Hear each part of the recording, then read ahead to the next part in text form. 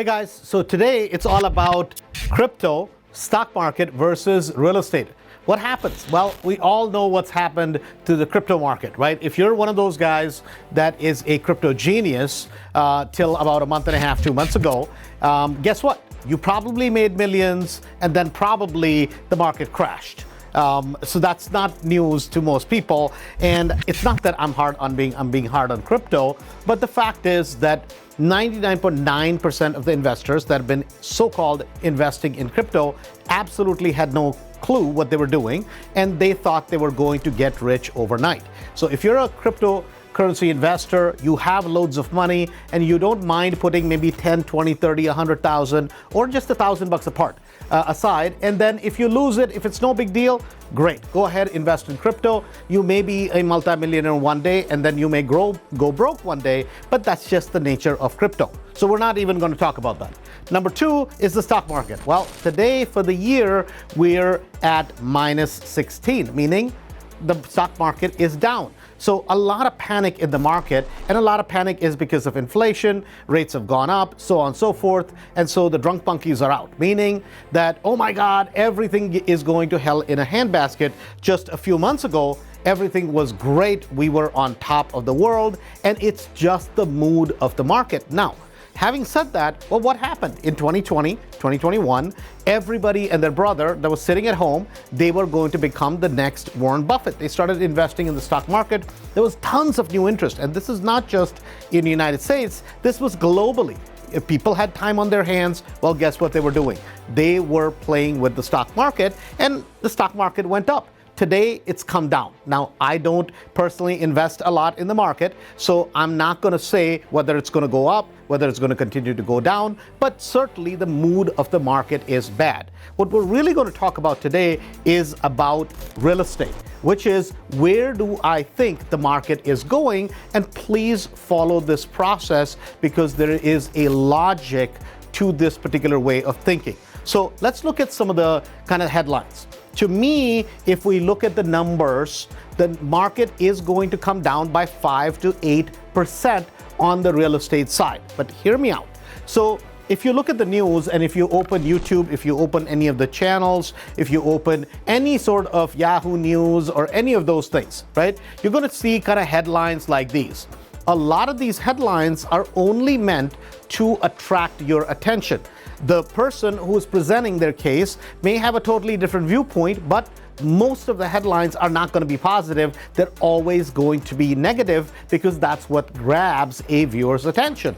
So what's happening? What is the reality, and what do you need to think about? And why do I say 5 to 8%? So let's look at the real estate market. The real estate market clearly throughout the corona, after we all got kind of used to that this is the new reality, started going through the roof. People were staying at home, they wanted more space, they wanted to be able to work from home, and people wanted more and more space because suddenly they were no longer going out of their homes. So that was one of the driving factors. Driving factor number two was people who already were comfortable in their homes didn't want to sell the home. They didn't want a bunch of strangers trooping through their house, corona and all that stuff, given the case. The other thing was that the interest rates were dropped to stabilize the economy, and basically the feds made it possible for anybody and everybody to be able to afford more of a home or to be able to get in their first home. So obviously those three things put together caused a big price jump in the housing market. And the other thing was housing starts were basically slow because of material availability, all those sorts of things. And of course, you couldn't kick a renter out. So even if you wanted to, you could not sell a property that you may have owned as a landlord, and there were no foreclosures. So there were a host of reasons, and most people that watch this are probably familiar with it. Now, the important thing is this. Is the market going to crash? Well, I can't say how much, but if I was to predict today, the market will probably get tempered down by 5 to 8%, right? And I know a lot of the news, a lot of people would want you to start panicking. Oh my God, oh my God, oh my God. Is there a reason to worry? In my opinion, no. Now, if you're a homeowner that bought the property to live in, and you basically feel, oh my God, I paid $450,000, that was the top of the market, and then the market goes down to 420. Is that possible? 100% that is possible, especially in certain parts of the country. That is 110% possible. And I think it is going to happen. Not just that it's possible, I believe it will happen. Now, as an investor, which is me, and which is you, hopefully, you're buying properties at a discount. If you bought a property at 20 to 30 to 40% discount, then guess what? As an investor, you actually don't have to worry about it.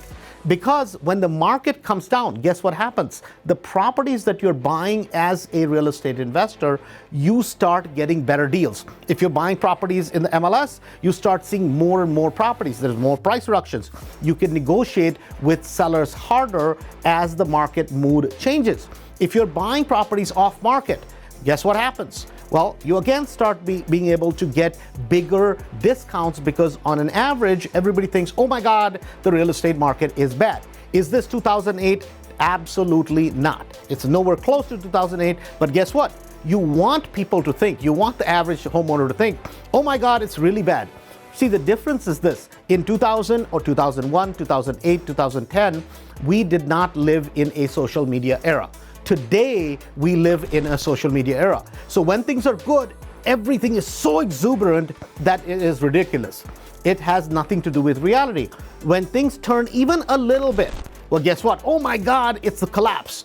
We live in a more than a microwave society. At least a microwave takes 30 or 60 seconds. Today, with social media, you can have a fabulous day until you see your friend having even a better day. And guess what happens? You feel depressed because they're having a better time than you're having in that moment. What I'm saying is this: if you're a real estate investor, this market pullback could be the best thing that happened to you. Why? Because you'll be able to buy properties at better pricing. We're already seeing that. The sellers are feeling that, oh my God, the stock market's not quite there. The exuberance that exists in the marketplace with the cryptocurrency is not there. The interest rates have risen up. That is 100% a positive thing for you and I as real estate investors. But if you're an average homeowner that bought a property at the top of the market, then guess what? You're going to feel the pain if you must sell. If you don't have to sell, you're going to be perfectly fine. But just let me know. If you're somebody who's investing in the cryptocurrency and you think you're going to be the next bajillionaire, please, if you have an honest, ethical, and a predictable model of being able to do that, please let me know. I don't think it exists, but it's there. If you're in the stock market, you're in it for the long term, you're going to be fine. It goes up, it comes down. Over long term, the stock market works. But guys, if you're a real estate investor, this is a fantastic time if you're not investing to get in. Because guess what? With real estate, you buy properties at a discount. You can buy properties at 30, 40, 50%. As the market mood changes, it becomes more profitable for you and I. This is Andrew. Talk to you soon.